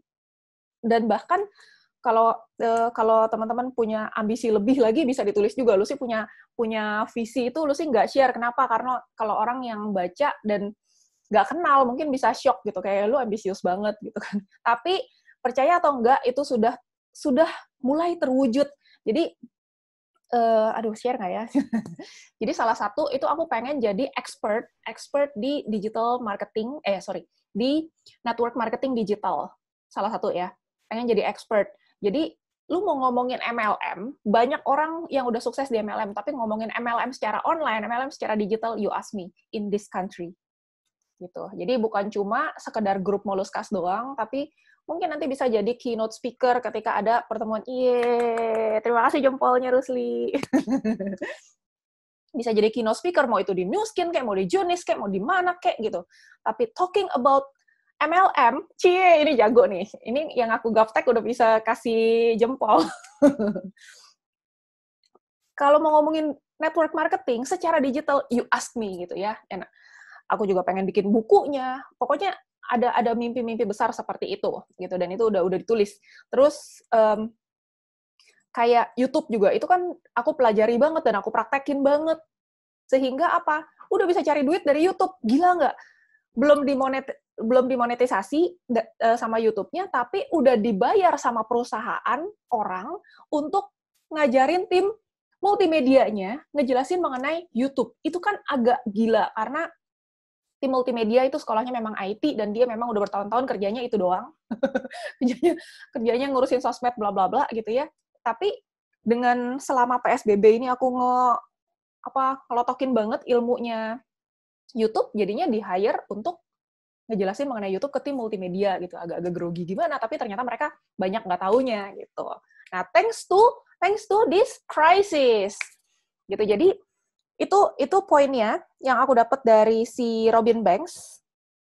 Kita jangan biarkan krisis ini berlalu begitu aja tanpa kita dapat sesuatu yang merupakan growth kita dari krisis ini. Jadi krisis ini bukan bikin kita jadi nyungsep, tapi justru kita harus grow. Ada yang mau summary? Karena ada yang baru join nih. Jadi kalau aku yang ceritain lagi mungkin ngulang, tapi kalau ada yang mau summary, boleh. Ci Jacinta, apa catatannya? Dari yang Lucy jelasin terakhir, yes. Dunia kita ada inner world dan outer world. Jadi inner itu pikiran kita, perasaan kita, attitude kita, belief kita. Yang itu sebenarnya bisa kita kontrol. Tapi kalau outer world itu seperti kejadian yang ada di luar sana yang nggak bisa kita kontrol sebetulnya. Nah, tadi yang Lucy kasih tahu, kita dari pelajaran itu kita harus mengakui kenyataan yang ada itu seperti itu, yang nggak bisa diubah. Terus kita pernah ngalamin, pasti semua orang pernah mengalami itu. Kita harus akui itu. Terus apakah kita berhasil melewati? Ternyata sampai saat ini kita sudah melewati banyak hal yang membuat kita masih ada sampai saat ini, kan? Lalu apakah kita berhasil melewati? Pernah. Terus sadar bahwa kita bisa keluar dari krisis itu. Krisis itu bisa bikin kita maju atau bikin kita hancur. Itu pilihannya ada pada diri kita sendiri. Bisa make or break gitu tadi ya. Terus jangan biarkan krisis itu berlalu gitu aja, tapi bagaimana krisis itu bisa membangun sesuatu dari dalam diri kita yang selama ini mungkin kita nggak sadari ada gitu. Terus jadi harus ada pertumbuhan pribadi. Post traumatic growth tadi itu saat krisis menemukan banyak hal baru yang membangun diri kita. Lalu harus ada afirmasi atau narasi yang kita ucapkan terus-menerus pada diri sendiri untuk membangun diri kita, mengatakan yang positif supaya ya lebih baik gitu. Yes. Itu yang aku dapat. Luar biasa, perfect. Sampai grogi-grogi ya jelasinnya ya. Tapi bagus, luar biasa. Nangkep semuanya. Oke, jadi itu adalah sharing dari hari kedua dari webinar Mindset dari Robin Banks. Jadi intinya adalah kalau dulu kita pernah melalui krisis, maka krisis kali ini juga pasti kita bisa lalui. Justru kita harus manfaatkan waktu ini untuk banyak belajar supaya kita bisa ada pertumbuhan. Dan kita pasti bisa laluin krisis ini dengan jadi orang yang justru jauh lebih baik. Mungkin tadinya bisnisnya belum banyak online-nya, sekarang mungkin jadi jago banget di bisnis online-nya. Oke. Nah, itu adalah sharing hari pertama dan hari kedua. Hari ketiganya yang dari T. Harv Eker. T. Harv Eker ini one of my favorite nih. Atau Cierna mau share? Oh, boleh. Oke, nice. Ini Lus, ada kata-kata yang waktu itu aku Indonesiain, yang kata-katanya dari Robin Bank adalah perubahan bukan paksaan yang ditakutkan, tapi kesempatan yang harus dikejar. Nah, ini aku kasih contohnya gampangnya seperti ini nih ya. Contoh, misalnya waktu dulu aku masih kecil, itu aku kalau suruh maju ke depan, itu paling takut, Lus. Jadi, mau ngadep ke depan aja udah nggak berani, nunduk aja pokoknya, ya. Apalagi suruh nyanyi, tambah nggak berani, nunduk terus ya. Sampai disuruh duduk lagi, suruh tarik napas seperti itu. Nah, akhirnya itu jadi, jadi kekuatan untuk mereka untuk membuli saya. Jadi kalau ada apa-apa suruh maju depan, yang disuruh aku gitu. Karena apa? Untuk ngebully, untuk ngetawain. Nah, kalau kita bahagia dengan situasi seperti itu, ya nggak apa-apa, kita pertahankan gitu kan. Nah, tapi kalau kita nggak kepingin dibully, ya kita harus berubah seperti itu. Jadi perubahan itu bukan paksaan yang harus ditakutkan, ya kan? Kalau bisa kita dipuji, kenapa kita harus dibully seperti itu? Dan itu yang membuat aku akhirnya harus fight, harus bisa seperti itu. Dan akhirnya suruh nyanyi depan umum juga berani seperti itu. Tadinya ngomong aja nggak berani, gimana suruh nyanyi kan seperti itu. Jadi nggak ada yang kata-kata nggak bisa, saya tuh orangnya takutan, saya tuh gini-gini. Nah itu kalau kita nggak rubah, yang dapat dampak jeleknya kita terus, dan makin dapat dampak jelek. Nanti orang akan ngecap kita, oh jangan suruh dia bego, suruh ini. Akhirnya kita makin dapat yang namanya sampah itu setiap hari dapat, ya kan? Jadi untuk makin bertumbuhnya makin susah karena ketumpukan sampah terus, makin ketakutan kitanya. Jadi nggak ada yang namanya kita tuh sifatnya seperti ini, nggak bisa. Maksudnya itu kalau tidak menguntungkan untuk kita, kenapa kita nggak lawan untuk berubah? Misalnya ada yang bilang, saya tuh orangnya gampang tersinggung, saya tuh gampang pemarah. Jadi lu jangan macem-macem. Jangan orang lain yang suruh ngikutin kita. Kalau bisa kita yang, ya sifat pemarah itu apakah bagus? Sifat tersinggungan apakah bagus? Gitu loh. Dan saya tuh juga gampang down. Kamu ngomong gini, aku down gitu loh. Nah, coba dipikir kembali, apakah down itu juga bagus? Kalau memang itu bagus, ya dipertahankan, nggak apa-apa. Tapi kalau down itu membuat makin diri kita tidak berkembang, kenapa harus dipertahankan? Ya kan? Jadi kita memang harus fight diri kita untuk bisa berubah lebih baik. Memang nggak bisa yang namanya perfect, itu nggak bisa. Paling nggak lebih baik, seperti itu. Nah, itu yang makanya di BioGreen ini, itu benar-benar berubah. Orang itu banyak banget dari dulu saya suruh presentasi aja jantung itu kayaknya udah pindah di lutut gitu ya, di dengkul gitu. Mampus. Tapi terus gini, waktu maju itu udah blank, totally blank ya. Waktu yang disuruh presentasi, sampai ini pengalamanku loh, sampai aku tanya sama Ocem, Cem, gue mesti ngomong apa ya, Cem? Gue mesti ngomong apa ya? Totally blank gitu loh.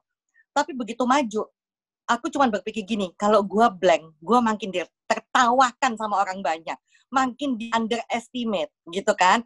Jadi aku harus fokus, aku harus ngomong apa, dan akhirnya bisa. Jadi kita memang harus merubah diri kita. Seperti itu sih, Lus. Okay. Itu memang nggak mudah gitu ya. Ternyata perjuangan ya, Cierna ya. Oh, perjuangan banget, Lus. Oke, nice. Oke. Nah, yang hari ketiga, ini catatan aku banyak banget, tapi intinya aku mau kasih satu poin yang aku stabiloin tebel-tebel. Apa itu definisi dari entrepreneur? Ini udah materi hari ketiga ya, T. Harv Eker. Apa itu definisi dari entrepreneur? T. Harv Eker ini, for your information, beliau adalah penulis buku Millionaire Mindset. Aku baca buku itu, aku bukan baca sih, dengerin buku itu di Audible. Jadi ada aplikasi yang ngebacain buku buat kita. Jadi kalau aku bangun pagi sambil olahraga, sambil mandi, itu sambil dengerin orang ngebacain buku gitu, biar nggak kebuang waktunya kan. Nah, dia bukunya itu aja aku dengerin sampai ulang-ulang karena saking isi semua, saking daging semua. Sayang kalau dilewatin. Jadi dia ngejelasin apa itu artinya entrepreneur atau pengusaha. Ada yang mau jawab mungkin Bapak Jimmy. Pak Jimmy, apa itu pengusaha? Baru join udah dikerjain. Apa itu pengusaha Pak Jimmy?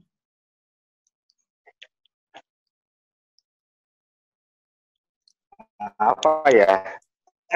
Orang yang berusaha ya.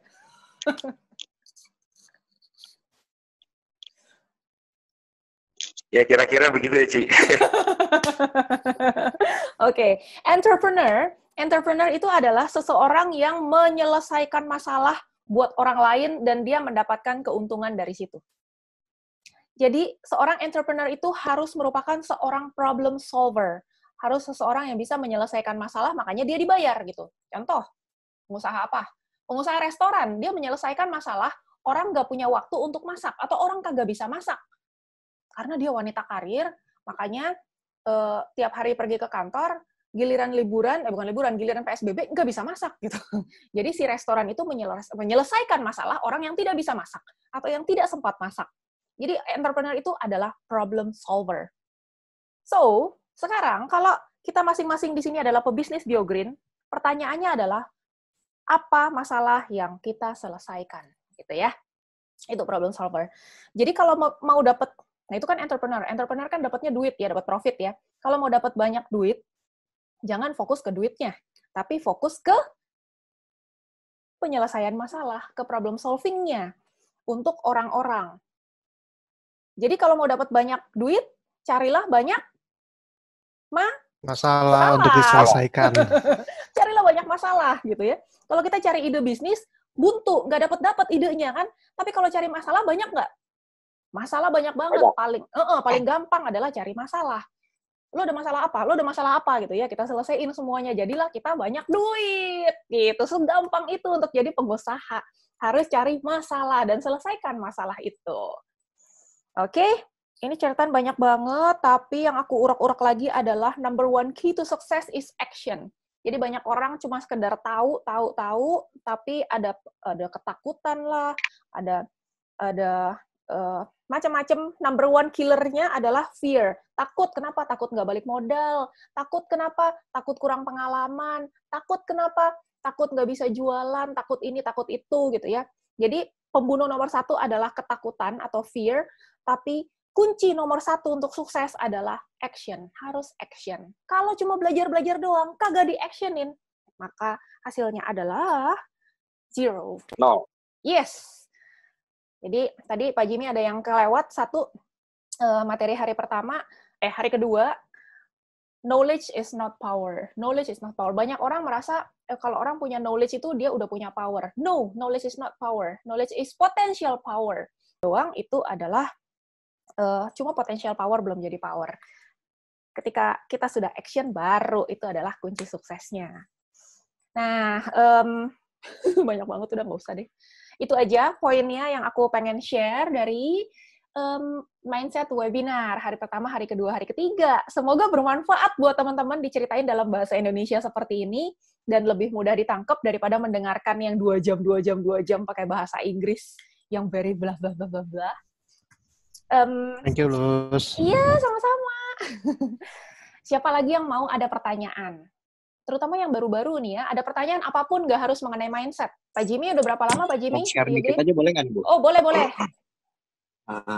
Jadi sebenarnya menekankan yang tadi Pak Rusli bilang sih, memang benar banget. Kalau saya sendiri pribadi, untuk manpower, terus untuk seperti mindset segala macam, kita banyak dapat sih sebenarnya. Bos gue kan sebenarnya pengisi seminar manpower sih, Dr. Ewan, tapi ngisi manpower dia. Nah, cuman di gue sendiri kenapa nggak bisa? Kenapa nggak kayaknya udah banyak ilmu yang didapat, benar. Knowledge itu cuma potential power, tapi kalau kita nggak pernah pakai, nggak pernah praktekin, kita nggak akan pernah bisa untuk jadi apa-apa gitu. Karena banyak buku yang udah saya baca, ini saya buat jadi bingung. Jadi udah yang saya baca, jadi mulai dari The Secret itu juga bagus banget. Kita mesti berpikir selalu positif di sana. Terus dari buku Manpower juga udah pernah baca, jadi beberapa buku mindset udah pernah baca. Tapi apa yang terjadi? Saya nggak bisa praktekin dengan baik. Contohnya yang Pak Rusli bilang tadi soal istri, ya itu kejadian juga sih sama saya. Jadi misalnya saya taruh ini di sini, istri taruh di sana, komen sedikit dia marah. Jadi benar, kita nggak bisa ngubah orang lain. Kita yang harus kita ubah itu adalah ubah diri kita gitu loh. Jadi semua ilmu yang udah saya pelajarin nggak saya terapkan, percuma gitu. Hasilnya juga ya nol jadinya. Gitu.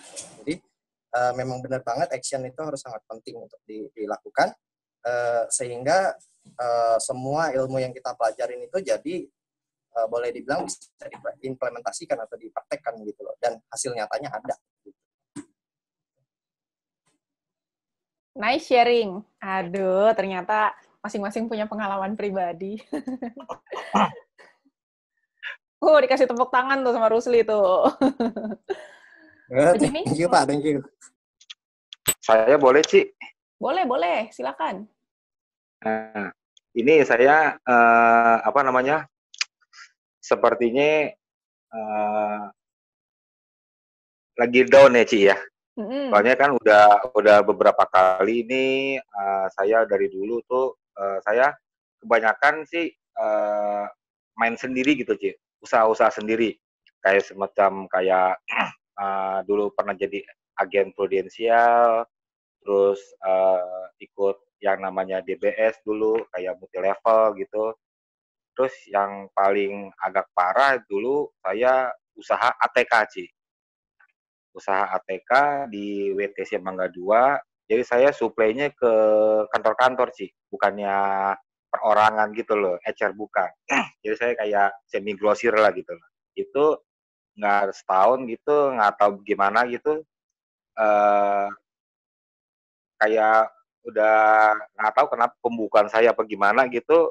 Ya itunya ya itu ludes sih gitu. Malah saya utang sama orang gitu. Lumayan juga sih, sekitar masa hampir 200-an total semuanya gitu. Jadi mau main lagi nih, saya sih sebenarnya sih mau bangkit gitu loh. Cuman nih lagi apa ya? Lagi mau dipecut istilahnya, Ci. Diri saya ini lagi mau dipecut dulu nih gitu loh. Mau sih gitu loh. Cuman kayak masih drop gitu loh. Makanya saya sekarang nih kerja sama orang nih, Ci. Nggak apa-apa, Gitu. start dulu. Gitu loh. Saya sih sebenarnya sih mau gitu lah sama Cihani gitu. Apalagi Cihani yang ini saya sampai malam itu ngobrol di chatting WA gitu. Makanya saya juga terima kasih juga sama Cihani nih yang banyak nanya gitu loh. Diladenin lah sampai malam gitu, sampai jam 11 sampai setengah 11 gitu loh. Makanya nggak enak juga gitu loh. Makanya saya lagi ya mudah-mudahan sih cepat sih bangkit saya nih, cepat nih bangkitnya nih gitu. Ya. Gitu aja Ci dari saya, Ci. Sebenarnya bagus sekali Pak Jimmy sudah mau berusaha untuk bangkit, itu yang paling penting, karena ketika orang pasrah dan tidak mau berusaha lagi, itu yang gawat gitu. Jadi kalau sudah mau berusaha lagi, meskipun dengan kerja dulu sama orang, it's okay gitu, nggak ada yang salah dengan itu. Yang penting kan kita mau bergerak dengan apa yang kita bisa gitu. Terus tinggal ke depannya adalah kita harus cari cara. Jadi kalau kita misalnya mau pergi dari Jakarta ke mana ya? Ke Beijing gitu ya, kalau kita pakai mobil bisa nggak? Bisa gitu, cuma lama, nggak nyampe-nyampe. Mau pakai kapal laut bisa nggak? Bisa, cuma lama juga gitu. Kalau mau cepet, pakai apa? Pakai pesawat gitu. Jadi ketika kita pengen punya tujuan, misalnya pengen lunasin utang-utang, atau pengen punya penghasilan sekian, gue pengen kerjanya jangan sampai tua dong, jangan sampai umur 60-70, tapi misalnya umur 45, umur 50 udah bisa pensiun gitu. Kita harus mencari bagaimana caranya, harus cari kendaraan yang tepat gitu. Sedangkan di bisnis ini, di bisnis online BGS ini, ketika kita mengerjakan dengan serius, modalnya kan nggak gede ya sebenarnya. Kalau kita pengen dapat income yang maksimal, itu modalnya sebenarnya 10 juta. Kalau dulu kita platinum itu mesti 20-an juta, sekarang 10 juta. 10 juta, tapi memang harus dikerjain betul-betul secara online sekarang. Nanti kalau setelah PSBB selesai bisa secara offline, itu hasilnya berapa gitu. Rata-rata yang mengerjakan bisnis ini, yang secara part-time ya, yang secara part-time itu ya paling 20-30 juta sebulan. Tapi kalau mau serius, ya dengan ikut pertemuan, dengan ikut pelatihan-pelatihan, dengan menerapkan apa yang dikerjain semuanya. Ya kayak Ibu Erna yang tadi cerita, itu ibu rumah tangga mantan penyakitan, yaitu 100-200 juta sebulan. Nah itu tuh yang background-nya BioGreen, itu 100-200 juta sebulan. Gitu. Jadi sebenarnya dengan nyemplung ke bisnis online BGS ini sudah dapat kendaraan yang tepat, karena modalnya nggak gede, tapi bisa dapat hasil yang sampai ratusan juta per bulan. Gitu. Yang masa oma-oma bisa gitu. Ci Erna ini oma-oma, cucunya udah teenagers ya, udah remaja. Halo Oma. Jadi masa kalah sama oma-oma gaptek lagi ini. Nggak boleh ya bilang gaptek ya. Diajarin soalnya di sini. Jadi udah Ci Erna ini tadinya ngakunya gaptek gitu ya. Tapi sekarang udah punya YouTube channel sendiri. Udah bisa bikin postingan-postingan di Instagram, udah bisa bikin Instagram story. Udah banyak bisanya lah gitu. Tapi memang ya mau belajar itu, Ci Erna juga rajin datang ke training-training. Mau praktekin, hasilnya ya memang ngikutin. Hasil tidak akan mengkhianati usaha. Gitu. Jadi tinggal diikutin aja, upline-nya udah dapat upline yang bagus, udah dapat Cihani itu ngejalaninnya 100% secara online. Jadi kalau orang sambil kerja kan paling gampang online dulu dong. Yeah. Kalau offline kan susah juga mau ketemu orang jam kerja kan. Nanti kalau di luar jam kerja mesti ketemu orang lagi, nanti yang di rumah ngamuk lagi. Jadi ya sekarang udah ketemu caranya, tinggal dipelajari. Nah, minta ke Cihani link-link yang kemarin-kemarin ketinggalan. Mungkin Pak Jimmy baru ya? Iya. Kita tuh udah pernah bikin kelas-kelas seperti ini mengenai bagaimana berjualan di Tokopedia, bagaimana bikin macam-macam, YouTube udah, Instagram udah, macam-macam udah ada SEO, gimana caranya ketika orang search di Google dan kita muncul pertama, gimana cara bikin Google My Business, semua itu kita udah bikinin, ada link YouTube-nya, atau bisa subscribe YouTube channel aku, lihat di situ trailernya mau yang mana, nanti minta linknya. YouTube channelnya Luciana Rossi. Gitu. Udah banyak. Jadi kebetulan masuknya ke tim yang kita lumayan garap banget online-nya dan aku share itu. Jadi bukan aku bisa dan makan sendiri aja. Di-share semua yang aku udah pelajari, aku bagiin semuanya. Tinggal di copy paste. Oke. Yang lain-lain, apakah ada lagi yang punya pertanyaan? Ini ada nama baru, Ibu Duma. Ibu Duma. Tim siapa ini Ibu Duma? Tim Helena. Oh, oke. Nice. Oke. Ada lagi yang ingin bertanya?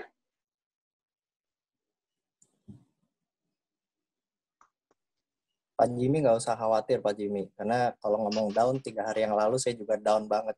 Setelah seminar, setelah ngikutin saran-saran yang udah ada, ya ini bangkit lagi gitu loh. Jadi apalagi kalau sekarang Bu Lucy bilang benar banget, ini kendaraan yang tepat. Jadi kita bukan cuma kendaraan yang, saya pernah ditawarin kendaraan yang cepat, tapi belum tentu tepat kan.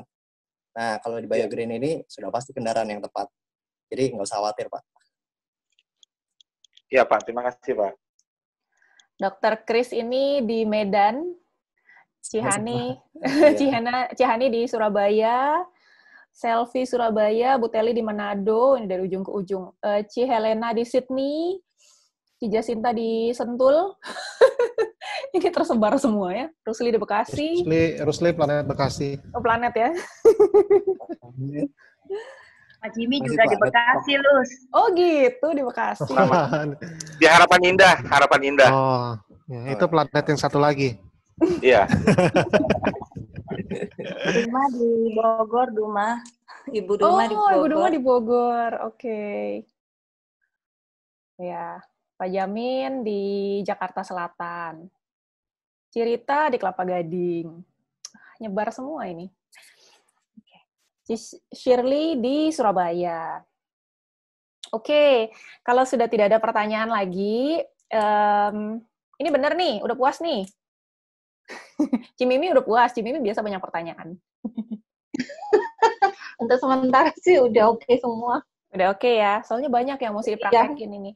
Yang jelas... Iya, cuman tinggal ngelaksanain aja semuanya sih sebetulnya niat aja deh. Nah, kita kan udah PSBB ini udah 2 bulanan kan ya, udah 2 bulan lebih kita di rumah aja. Nah, aku mau kasih challenge buat teman-teman.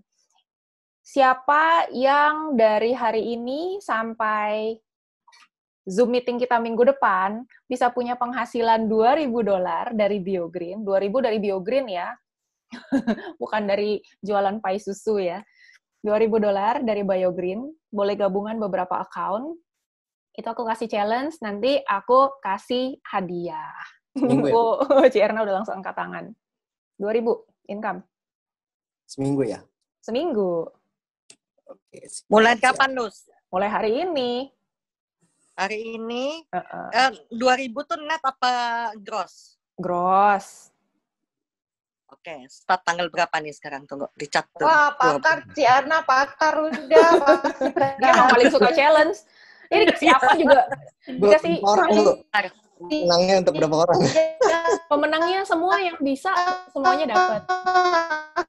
Oke. 2.000 gross. Terus berarti 12. Semoga berhasil. Terus berarti 12 Berapa Ciarna? Mei. 12 sampai 19 Mei ya. Iya, 1 minggu. Maksudnya 19 2000 itu Mei-nya masih berlaku nggak atau udah nggak? Apanya? 19 Mei-nya masih berlaku. Jadi kan kalau 19 Mei baru income-nya kan, baru keluarnya kan tanggal 20 gitu loh, Lus. 13 sampai 20, Bu. Nggak seru sih sebenarnya, lebih seru itu pada saat minggu depan Zoom meeting udah bisa diumumin. Oke. Siap. Itu 20 ya, Bu ya? Iya. Kok 20? Sekarang tuh kan 12. 12 tambah 6. 18. 19 udah result, berarti sampai tanggal 18. Ya. Oh iya, betul. Oke, sip. Nggak ada yang nanya ya hadiahnya apa gitu ya. Apapun lah. Dia jualannya aja masih mikir. Hadiahnya jalan-jalan naik pesawat ya nggak boleh. Pesawat mahal banget loh. Pesawat mahal banget. Iya kan, 3 kali lipat itu pesawat. Mending 3 kali lipat. Aku biasa Jakarta Guangzhou pulang pergi tuh 4 juta Garuda. Kemarin ngecek 28 juta. Ekonomi 28 juta pulang pergi. Gila.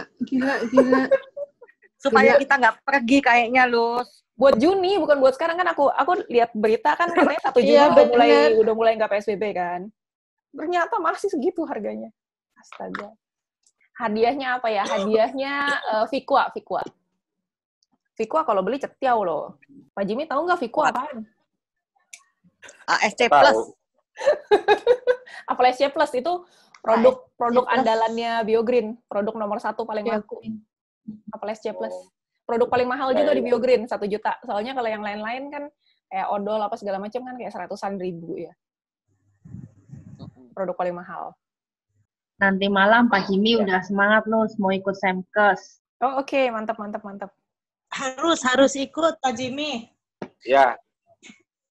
Lus, ini boleh diberitakan nggak ke tim ini? Boleh. Boleh ya. Oke. Sip. Oke, kalau gitu terima kasih untuk sesi berbaginya hari ini. Terima kasih Rusli, terima kasih Cierna, Dr. Chris yang sudah berbagi banyak, Ci Jacinta yang kena tembak, dan ternyata catatannya luar biasa. Keren, Jacinta keren. Kita foto bareng dulu yuk, pada dinyalain videonya. Waduh, masih pakai daster, Lus. Ya, masing-masing pakai baju. Tadi Rusli nggak pakai baju. Yang ada aja. Dia nggak pernah berani kalau di rumah kayak mbok dia. Tuh ada yang di kantor loh, astaga. Oke, Ci Helena mau ikut buka videonya? Ibu Teli. Wah, ini di rumah pakai masker. Oke, 1, 2, 3. Oke, udah sip. Thank you. Thank you semuanya. Sampai minggu depan. Thank you, Lucy. Bye. Thank you ya, Lus. Sama-sama. Bye-bye. Bye.